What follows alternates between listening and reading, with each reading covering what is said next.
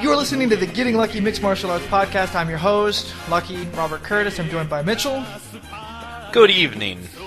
Good evening, fuckers. We are here this is part 2 for the UFC on Fox 6, and now we're going to cover the main card. And it was a hell of a fight. It was a hell of a card, actually, for the main, at least. The first fight was Eric Koch. It was indeed Koch, and not Cock, as I thought it might be, versus Ricardo Lamas, or Lamas. Koch looked bad. Well, I thought this was a tale of two fights. On the feet, it looked completely different. On the ground, another fight altogether. Yeah, Lamas really showed you the difference on the ground, but even on the feet, I didn't think Koch looked like the fighter that he was before, the fighter that had earned a title shot and then injured. But I was very surprised to see Lamas take this. And it's really funny how the takedown ultimately happened, the fateful takedown. Lamas was working for his takedown, and Koch, I kind of thought, had a spring in his ass, because every time he went down, boing, he popped right back up. Mm-hmm. But Lamas slipped, and Koch had like this moment of absolute insanity and rushed in. I don't know what he was thinking. When he rushed in, it was like he had no idea what it is he was going to do when he got there.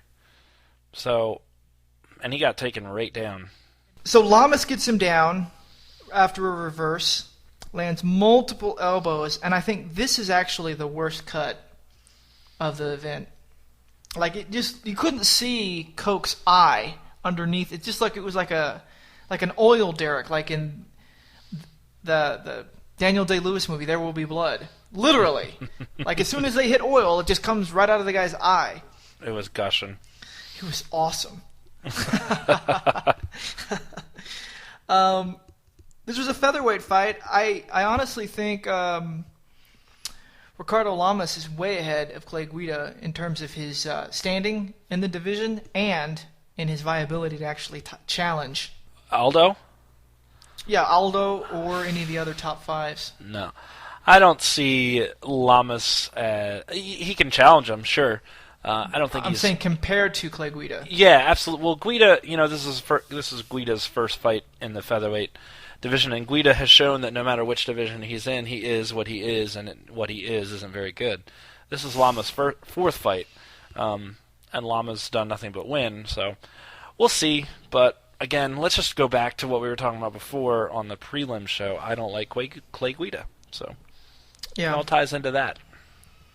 I thought Lamas' ground game was great. It's concerning that he looked outmatched on the feet, or was catching the lower. He was definitely on the losing end of the exchanges, and he wasn't able to get Koch down.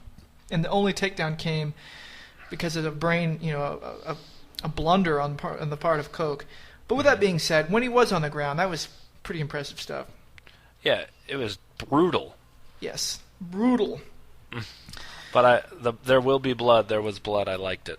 Yes, there will be blood. There was blood. I liked it too. Lightweight fight: Donald the Cowboy Cerrone versus Anthony Pettis.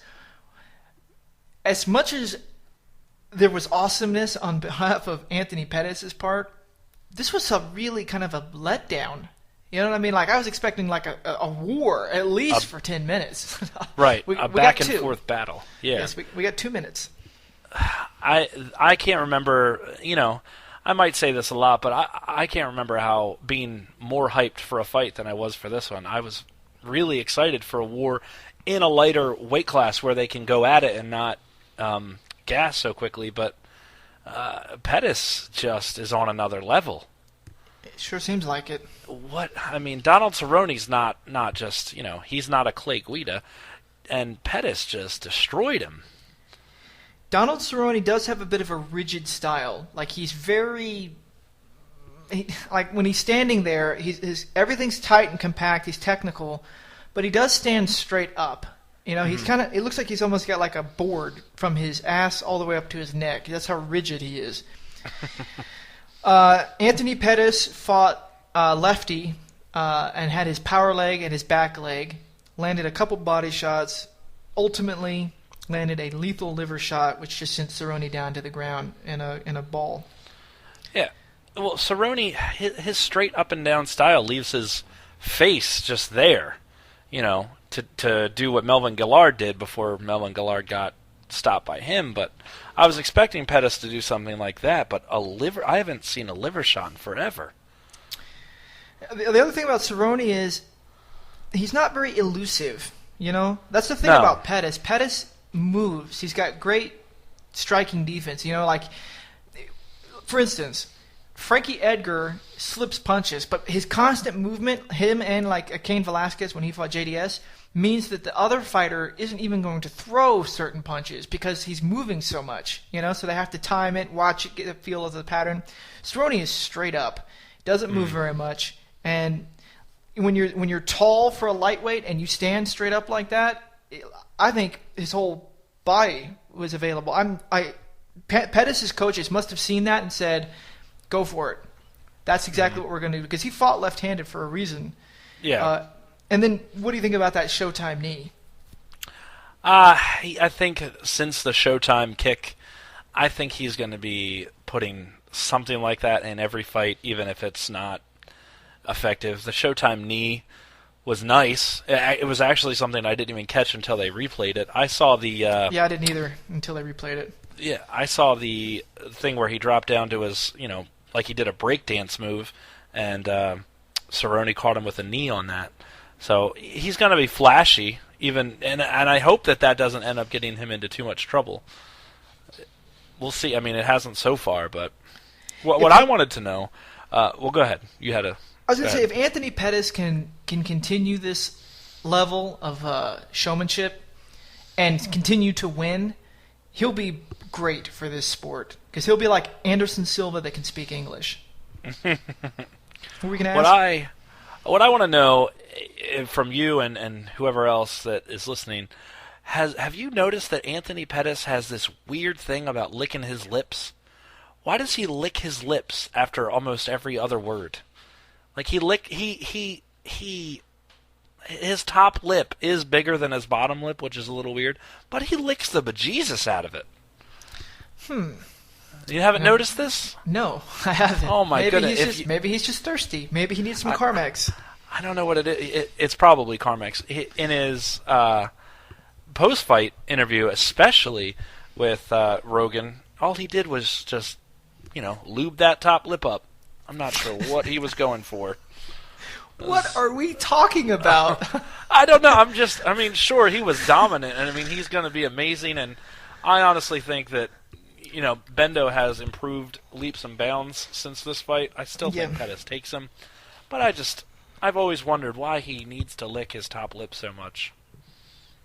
Okay, so if you agree with Shanks, let us know. Because I don't have anything to say about it. If you're out there and you have an obscenely large upper lip... I'm licking my lips right now as a result of all of this. Compared to your lower lip, like Anthony Pettis has, and you know why you lick it as often as he does, please let me know, because it interests me. You have to lick it before you stick it. All right. I think Anthony Pettis is better than Gilbert Melendez. I think he's better than Eddie Alvarez. I don't know if he's better than Bendo. No, I don't know that he's better. I agree with everything you just said. I don't know that he's better, but I think he's the one that can take him. Out of everybody, he's the one. I want Anthony Pettis to stay the same fighter he is. Whereas, like, for instance, Georges St. Pierre, very flashy striker, he loses to Matt Serra, all of a sudden becomes a wrestler. So I want Anthony Pettis to be able to win and keep this style. I think that would be great for the UFC. But, it would be. Ultimately, who knows? He might get to Bendo and then decide he's going to be a takedown specialist. Mm-hmm. All right, so I guess that's it. We'll go right to the final card, the final fight. No, there was this other awesome fight that happened. What are you talking about? It was in the light heavyweight division. No, the next fight is Demetrius Johnson versus John Dodson. I don't know what you're talking about. You're clearly insane. There was a great fight, great one-sided destruction that happened that took 15 minutes. I'm pretty sure it went into the third round. Took 15 total minutes to happen. You didn't see that? I do know what you're talking about. Glover Teixeira, Quentin Rampage Jackson. I saw Rampage go down in the first round, and then I turned it off and went and cooked some food for the main event. What happened after that? Didn't Glover win by knockout? No. See, there were a lot of uppercuts in this fight thrown by Quinton, but he would not be put away. All right, so we had a bet, and the bet was I stated that Glover Teixeira would finish Rampage Jackson early, and we made a bet. We stipulated that early would be round 1 or 2, and so if the fight would be on round 2, you would win the bet. Mm-hmm. We didn't have terms for this bet, so we asked our listeners to come up with ideas, and I had 2 in particular that I liked. This was before I knew that I'd lost the bet. I was thinking, what can I do to Mitchell? The first one by Muzio was a love poem for Kim Winslow. It's like, aha, brilliant. Then Datura said, hey, why don't you guys yodel? And I said, even better. And then it occurred to me, how about a yodeling love poem for Kim Winslow? And then the unexpected happened, and I lost the bet. So, as the host, I'm officially declaring the bets off. Oh. No. I think there's a wonderful bit of yodeling that you could do for me. All right. I'm a man of my word, like Keith Fletcher would say. I am prepared to now sing and yodel. Give it to me, baby.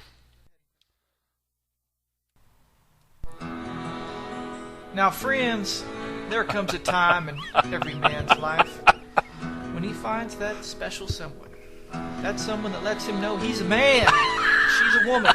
And it's all right to be a man with that kind of woman. I think you know who I'm talking about. Lovely little lady. There in the cage. This one's for you. Love your southern drawl. I love Kim Winslow. Yole, yole, yole. I love that crack. Oh, yole, yole, yole. Arms are breaking, legs are snapping, but Kim, tonight it's your ass I'm tapping. Love's a fine thing, it's the best, and after we bump uglies, we'll smoke some meth. We'll go 5 rounds before I'm through. My heart, my soul, my drugs I give to you. Well, I love Kim Winslow, yodel, yodel, yodel. I love that crack, oh, yodel, yodel, yodel, yodel, yodel. Bring one out, boys. Come on, Kimmy.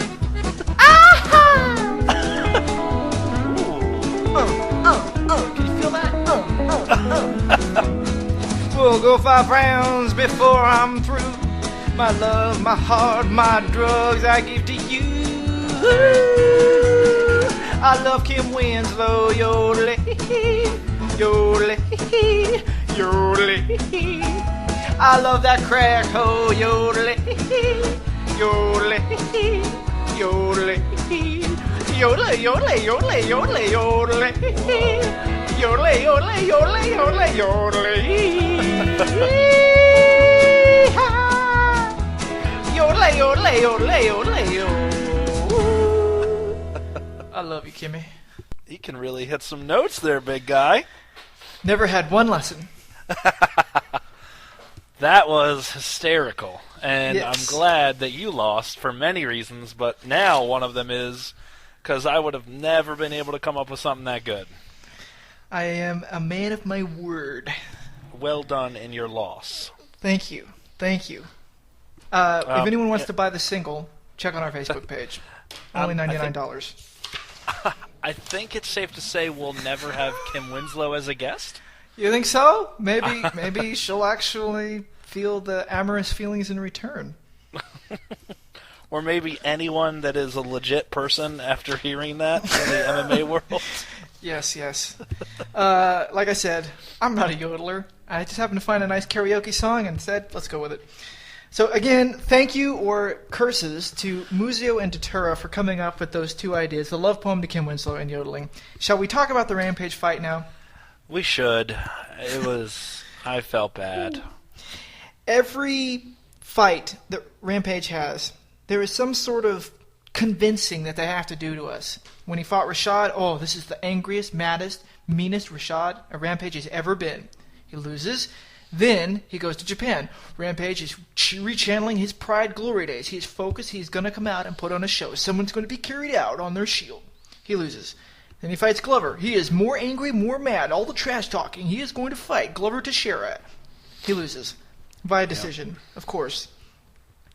It's just a bunch of blah, blah, blah. But one thing I will say, before I let you talk about the fight, they need to have more stare-downs in the UFC. Really? Yes, there's only stare-downs for the final fight. Oh, you mean when they walk to the center of the cage? Yeah, and then the tough referee gloves because how many great clips on there have you watched just of Vanderlei Silva staring people down on YouTube? Oh, Vanderlei, he's the best. And the stare-down between him and Crow Cop? Ooh. Now, this is very off topic, but I will say that when Vanderlei Silva is in his corner and he's doing that little thing with his hands where he's twisting it back and forth, yeah. I don't care if he's 80 years old. That thing is going to make me wet. I am excited when he does that. And he's got those eyes that when he looks at you, I'll drink your blood. I know. When he does that thing with his when he does that thing with his hands, all of a sudden my pants don't fit. It's exciting. Yes. It is exciting. And when he was staring down with Crow Cop, you could just see in Crow Cop's face, I know something that you don't know. I have leg kick. And he did. But for this, yes. Quentin Jackson, he's got that stare down that I just don't believe. Like, he thinks it looks tough. It's a bit theatrical. Right. And when I look at Rampage, I think, man, you and Kanye West look a lot alike. And Kanye West also thinks he looks super tough. So, Glover Teixeira, he looks tough. Quentin has the way of trying to mean mug as if he's got in gold fronts. Like if you go watch a Juvenile video, and in the same way he does his mouth is the same way Quentin does his. And they're both from the Dirty South, roughly. Yeah, but so maybe it's this Dirty South thing. But it does seem a bit contrived. Right, it doesn't look tough at all. And especially when I know that you're going to come out and get just destroyed. The way the takedowns that were happening to him, what was that? He Glover thought about grabbing Rampage's leg, and Rampage fell. You don't see easier takedowns even in an assisted living facility. My grandmother has better takedown defense when I push her down. What'd I say? Now I know where the Kim Winslow love comes from. That's right. She had it coming. Rampage looked good in the first round. He's still a very one-dimensional fighter. Looked good. But round 2, round 3... Are you serious? Well, for Rampage, I thought he looked good. Now, this is what Rampage has become. He is a light heavyweight Kimbo Slice. He is, and it's sad. But I mean, if you look at the last 3 guys he's fought, it's not like they're any slouch. I mean, he hasn't fought a slouch since maybe Pride. But the way that he's fought these last 3 fights is just disgusting. Even since he fought Lyoto Machida and lost. He won, but he lost. Yeah. He should have retired a while ago. You're right. I mean, it is always build him up and then he loses. Build him up and then he loses. So here are the 2 chumps he's fought in the UFC. Marvin Eastman, UFC 67, and then Keith Jardine, UFC 96. Yeah. Other than that, his 11, 12 fights, he's been fighting killers. Chuck Liddell, Dan Henderson. Of course, we've got Forrest in there, but that was for the title. Vanderlei Silva, washed up. Rashad Evans, Lyoto Machida, Hamill, not so bad. John Jones, Ryan Bader. And then, of course, Glover Teixeira, who's now on an 18-fight win streak. I have to hand it to Glover. In the post-fight presser, he said that he could have held Rampage down and gone for submissions pretty much the final 10 minutes. But he said he was going to stand up and fight with him, so he actually let him up several times. Yeah, when he took him down, I thought, and especially in the first round, I thought I was definitely losing the bet. It was good to see that Rampage could get up, but it really did seem to me that Glover really did let him up. Yeah, he even said he had 2 hooks in, had his back, and he took his hooks out and let him out, and he said his BJJ coach was freaking out at ringside, like, what are you doing? He's like, no, I told him I'd stand with him. I'm going to stand with him. Well, props to him. Yeah. Do you think Glover Teixeira at light heavyweight can do anything? Do you think he's got a chance with Jones? Not with Jones, no. I think he is a force to be reckoned with. It's such a negative that he's already 33. But I don't think that he can. I hope he gets a shot maybe at Bones, but no, I don't think he can take the belt. And you know what? Who can though? Other than Cormier, who can? I think Teixeira's got a lot of exciting fights with other strikers. I'd like to see him against Dan Henderson. I'd like to see him against Shogun. Yeah, that'd be nice. In Brazil. Yeah, there you go. I don't think he'll match up well against Rashad or Phil Davis, but who knows? Phil Davis is Dr. Jekyll and Mr. Hyde. You don't know which fighter's showing up. But Glover Teixeira is one of these guys I think that has an awesome record, but I mean, Quentin Jackson is by far the best guy he's fought. Before that, it was an overweight Maldonado, then Kyle Kingsbury, who came in looking like Rick Rude. That shows you how he took his fight serious. Rico Rodriguez, Marvin Eastman, surprise, surprise. And then a bunch of guys, from Brazil, other places. Teixeira hasn't fought anybody, and I don't think you can count Quentin Jackson as somebody at this stage of Quentin's career. He did fight Ed Herman and lost. Ed Herman is a somebody. Well, there you go. He lost to Ed Herman. He's at least a somebody Ed Herman, that doesn't make me somebody. He's at least a somebody to me. No, he also, he beat Sokaju, but who hasn't? But you're right. Who has he really fought? And again, it goes back to he's 33 already. And if you just looking at his face, there's a lot of mileage there. He's got a ways to go, I think. He's got a great record. He's got a huge fight winning streak, but I think that's not indicative of who he really is as a fighter. He needs to fight someone better. And honestly, Shogun's a great matchup for him next because Shogun's better than Jackson, but Shogun isn't Shogun anymore. No, Shogun's on his way out. But if he fights a legit light heavyweight, and of which there are probably 4, I think we see a different result. How about Teixeira versus Machida? I think Machida's style greatly favors him in that. Machida? Yeah. I think so too. But from the outside. Absolutely. Well, Machida's style always favors him, except for against John Jones. It was working against John Jones, but I think that would be a fight that for Teixeira to show, because I don't think Shogun shows anything for Teixeira, but I think that. But he's a tough gamer. You know what I mean? Yeah. So if we put them in like an FX card and make it a 5-round fight, I think you'd have a hell of a fight. Or how about Ryan Bader? Ryan Bader's above him in the rankings, I feel, and what do you think that does for him? Well, we'll get to see if Glover can wrestle. And that'd be a good test. I don't think Bader's confident enough to do that. I think Bader thinks that he can stand with guys. Bader would have to be punch drunk to think he should stand with Glover.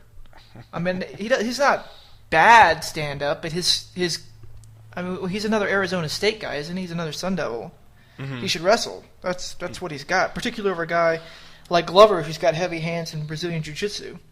Mm-hmm. All right. Shall we talk about the championship fight? Sure. Flyweights, Demetrius Johnson, Mighty Mouse. I have to admit, I like that nickname. Versus John Dodson. I really thought this fight was super, super close. This was surprising to me. A really good fight. I thought Dodson he did well for himself. I thought Dodson impressed a lot of people. The first 2 rounds, especially, I definitely think he won those 2. Mm-hmm. I don't think Demetrius Johnson had any idea that was coming, but Johnson recovered very well and won the last 3. But my one takeaway from this fight is an annoyance, and it's not surprising coming out of Greg Jackson's mouth, and that is, Dodson, just stay busy for these last 2 rounds and you win. Not, hey, this is what Johnson's doing wrong and you can capitalize off of and win, or go for the finish doing this. Just look busy. If you look busy like Clay Guida did, you can win. And I don't think that's very good coaching. True. I think Dodson, I agree with you. I think Dodson won 2 rounds, and I think octagon control is what won Demetrius this fight. He was constantly pressing forward. Even in the rounds where he was taking a beating. Even in round 2, he was pressing forward. And he got dropped, legitimately twice, 3 times. One significantly. I thought Dodson could have run round 1 and round 3. Except, DJ got a takedown or 2, and he had octagon control. But with that being said, even with me thinking that Dodson legitimately could have taken 3 out of the 5 rounds, rounds 4 and 5 were so dominant for Demetrius Johnson that I still don't have a problem with him picking up the decision. Because John Dodson just fell apart when he got into that kind of, half-level Muay Thai clinch where he was just eating knees in round 4 and 5. He just completely fell apart. So even though you could say John Dodson stole the fight by taking the first 3 rounds, 1 and 3 super close, DJ won the fight. You know what I mean? Yeah, he did. He did more. It looked like he had never touched the gas in the 5th round, and Dodson had emptied the tank. So he's got incredible cardio and fights at an incredibly high pace, but I just don't find him exciting to watch. If Dodson has legitimate power, like if you can say, and with all of his knockouts that he's got, and most of those knockouts are against heavier guys, then Demetrius Johnson has a hell of a chin. Yeah, I'll give that to him. I'll also give all the credit that he is the best in that division, and he can win, but is he going to stop somebody? I think that is what proves to me that you're dominant. If you look at, and I know this is probably a terrible example, but Anderson Silva has done nothing but stop people in his title run since he's been in the UFC. He has 1 decision in all the fights that he's had in the UFC. That to me shows dominance. Demetrius laying on a fighter, great. You're not dominant. In Demetrius Johnson's last 10 fights, roughly, one stoppage. The rest decisions, draws. It's terrible. If you look at Dominic Cruz, which I think is a fairer comparison, he's got 2 stoppages, both TKOs, in his last 10 victories. But if you take it 1 level up and go to Jose Aldo, let me just take a look at his record. Now, of course, he's packing a bit more muscle than the flyweights. Featherweights. He's got, if you count the WEC, 1, 2, 3, 4, 5, 6, 7, 8 stoppages out of 12 fights. Sure, they're smaller and that maybe they don't hit as hard, but I'm not looking for knockouts. If you can take the guy down in the way that Demetrius Johnson clearly can do whenever he wants, why can't you submit a guy? Why can't you ground and pound the guy? Why do these fighters try their best to just hold position? Because it does win them the fight? Do you think that's what they're doing? As soon as he got into the WEC, he basically gave up on, or maybe his submission game just isn't good enough for these higher level guys, so he can dominate positionally, but he can't damage them or sub them. But have you noticed him even look for one? No. I haven't noticed him. He's been fighting safe, and he was fighting a Jackson fighter, so it's not like he's from the Jackson camp where they fight safe. He just doesn't even look for it. But, that's all well and good. But I will say, after this fight, his first title defense, to me, he's legitimately the champion. Yes. I don't see another flyweight right now in form that's going to take it from him. And not even Ian McCall. Ian McCall is too up and down, wishy-washy. He is. Ian McCall obviously won the first fight, in my opinion, and took Demetrius Johnson to a place he hadn't been. I think if Ian McCall can get a third fight, he could do it. But I'd like to see John Moraga. John Moraga's 13-1. John Moraga fought recently and has no future opponent. And if you look in the flyweight division, you've got Benavidez, who's busy with McCall. You've got Dodson, who obviously just lost. You have Uena, who doesn't deserve a shot at this point. So who else do you put in there? I'd say Moraga. Moraga's great wrestling. Again, another Sun Devil. Good hands. Super great hands. Yes. I think it'll be a good fight. I don't know if it'll be any different, but I'd like to see Moraga get his shot. I think his wrestling's better than Dodson's, and I think that'll keep him from being taken down. And if Moraga, I think Moraga would have a better shot of obviously taking Johnson down if he wanted to, than Dodson had. So the bummer thing, I guess, about the UFC and flyweight being so new to the UFC is that it's one of those divisions where some of the best fighters are in other organizations still. So we're at that point again where, like, remember when the lightweights, obviously WBC had the best lightweights, and you had Shinya Aoki in another organization. So I guess we're at that crossroads where UFC has to go out and sign talent from these other places, because you have a fighter like Joshua Sampo, ranked number 2, and I've never heard of him. So that's somebody we've got to get in there. Or the fact that you've got massive areas, massive populations of people that are traditionally small enough to fill flyweights that have not yet been brought into the UFC, like Asia. Mm-hmm. Not Japan, but we're talking China, Thailand, Vietnam, all those places there. These will all be super small fighters that will be brilliant strikers. I think once they get into Mexico, they'll also find a fair amount of fighters there as well. Yeah, Mexico typically produces boxers, and boxers without wrestling suck. It's true. Unless you got some more luchador guys like, I can't remember the dude's name. Nope, can't remember it. I think you could have guys coming out of Mexico if they do have the luchador style that'll be more Showtime than Showtime Pettis. Yeah, they have little razor blades to cut themselves. Oh, like the corner bashing. Can you take someone's head and bash them into the ring? Can you do that? I don't see that as that. I haven't heard that be illegal. I'd like to see Big You take John someone's say face something. and drag it across the chain link fence. Let's try that. All right. Well, that concludes part 2. We have an absolutely amazing card coming up. UFC 156, I believe. 156? Stacked top to bottom. Here's a way to prove how awesome this is. Every single fighter on the main card has headlined an event. Every single one. They have. Yes. Fitch, Maya, Edgar, Aldo, every single fighter on the main card is headlined. Even the people that aren't favored in this fight. Like, obviously Aldo's favored. He's fighting Edgar. You have Benavidez going against McCall. So this is awesome. Yes. And Aldo versus Edgar is going to be the best super fight since GSP BJ Penn. I agree. Totally agree. I can't wait to break this card down, and I definitely can't wait to watch it. Yes, and on that note, it'll be Mitchell returning. Tom has another week off. He'll be returning the week after for the Wembley show in England. So, without any further ado, thank you for listening. I hope you enjoyed my yodeling love poem. I'll even cut it out and make it its own little video for people to mock me. I think I was quite good.